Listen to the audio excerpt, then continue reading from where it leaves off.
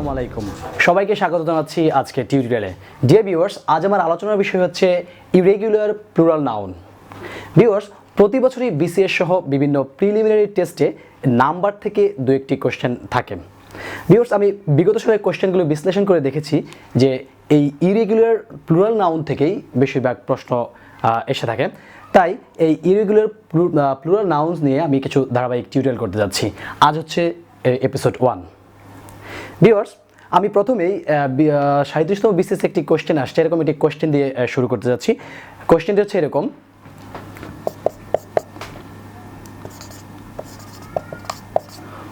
Which of the following words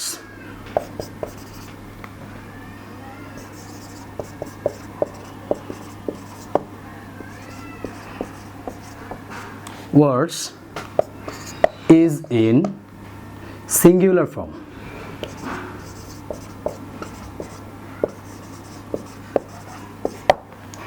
সাঁইত্রিশতম BCS. এখানে option ছিল 4টি। অপশন এ তে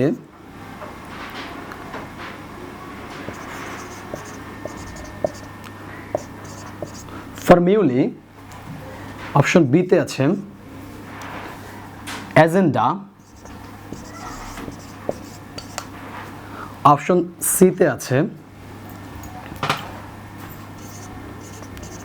ওসিস, অপশন ডি তে আছে রেডিয়াস।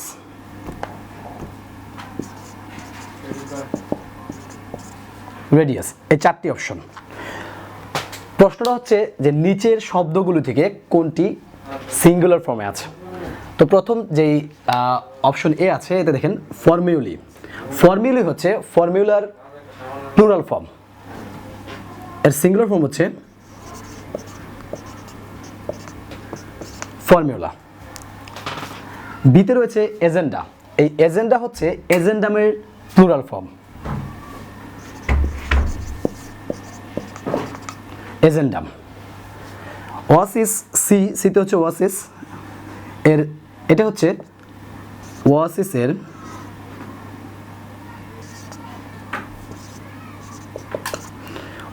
Plural form. আর একমাত্র এই রেডিয়াসই হচ্ছে সিঙ্গুলার, যার প্লুরাল হচ্ছে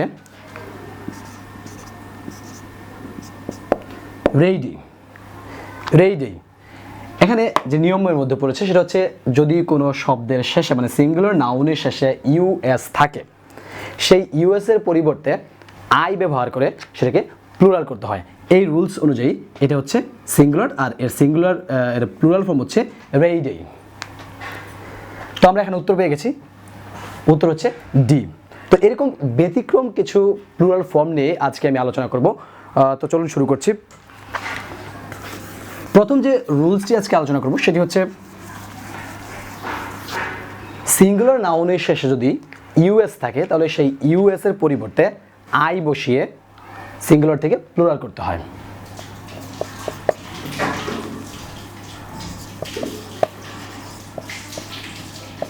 সিঙ্গুলার নাউনের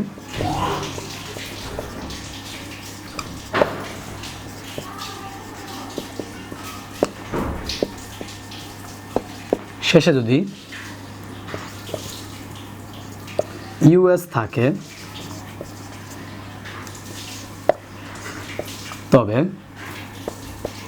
ইউএস এর পরিবর্তে আই বসিয়ে সিঙ্গুলার প্লুরাল করতে হয়।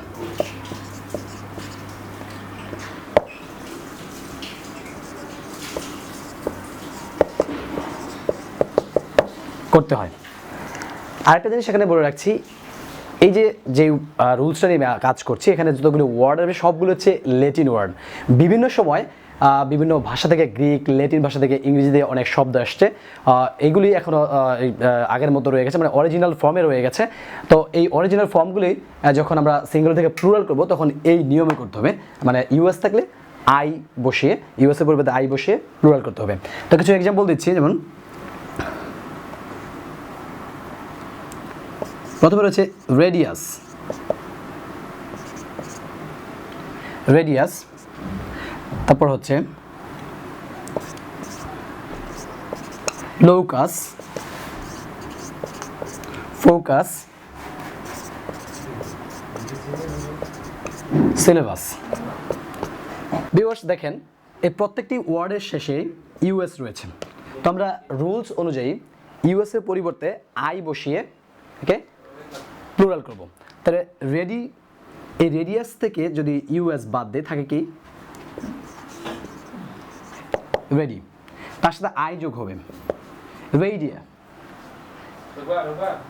লোকাস, লোকাসের হচ্ছে লোসাই, লোসাই। ফোকাসের হচ্ছে ফোসাই। এরকম ঠিক একইভাবে সিলেবাস, সিলেবাসের হচ্ছে সিলেবাই।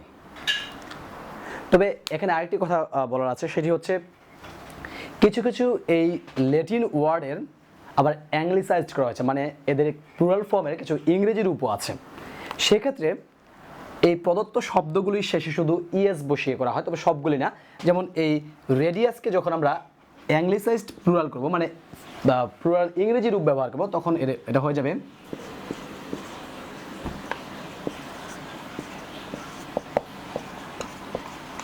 রেডিয়াসেস, মানে এই মূল শব্দের শেষে শুধু ইএস যোগ হয়েছে। তবে এই লোকাসের কোনো অ্যাংলিসাইজড ফর্ম নেই, শুধু এই লোকাস থেকে হয়ে যাবে লোসাই। ফোকাসের আবার ইংলিসাইজড রূপ আছে, সেটাও একইভাবে আমরা ইএস যোগ করে ফোকাসেস ব্যবহার করব। সিলেবাসের ইংলিসাইজড বা প্লুরাল হচ্ছে সিলেবাসেস।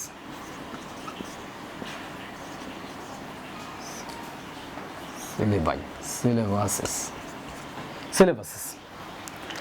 তো আমাদের রুলস হচ্ছে যদি কোনো সিঙ্গুলার নাউনের শেষে ইউএস থাকে, সেই ইউএস এর পরিবর্তে আই বসিয়ে আমরা সেই সিঙ্গুলারকে প্লুরাল করব। যেমন রেডিয়াস থেকে রেডিয়াই, লোকাস থেকে লোসাই,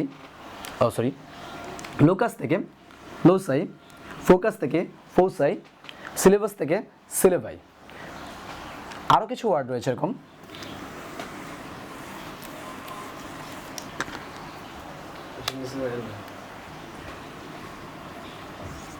অক্টোপাস, ক্যাকটাস, স্টিমিউলাস,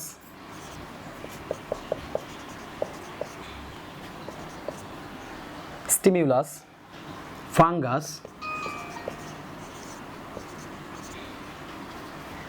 তো এগুলিও একইভাবে এই ইউএসএর পরিবর্তে আমরা আই করে দেব।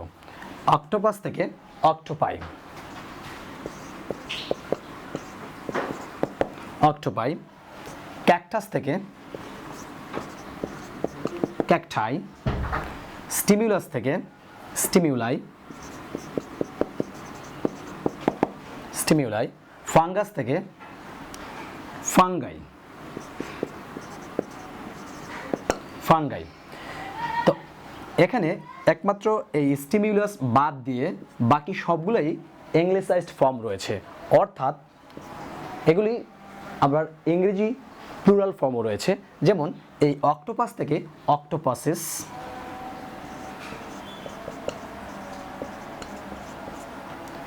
ক্যাকটাস থেকে ক্যাকটাসেস,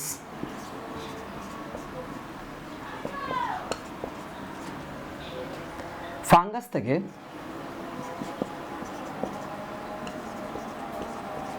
ফাঙ্গাসেস। অনুরূপভাবে আরও কিছু ওয়ার্ড রয়েছে, যেমন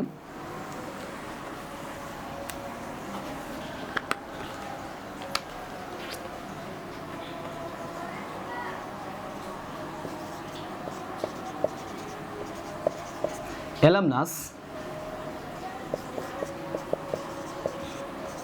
হিপোপটামাস, হিপোপটামাস, অ্যালামনাস, হিপোপটামাস। এই অ্যালামনাস এর প্লুরাল হবে অ্যালামনাই।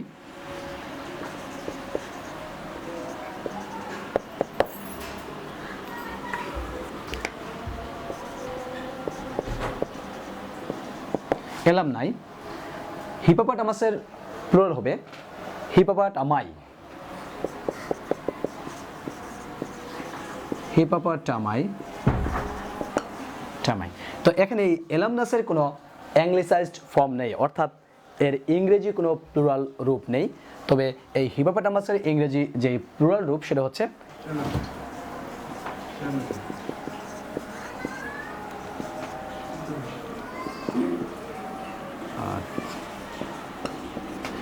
হিপোপোটামাস, মানে মূল শব্দের শেষে শুধু ইএস যোগ করেছি। যে ভিউয়ার্স, এই হচ্ছে আমাদের আজকের আলোচনা। ভিউয়ার্স, যদি আমার টিউটোরিয়াল আপনাদের ভালো লেগে থাকে তাহলে অবশ্যই লাইক করবেন, সেই সাথে আমার চ্যানেলটি সাবস্ক্রাইব করে দেবেন। ধন্যবাদ।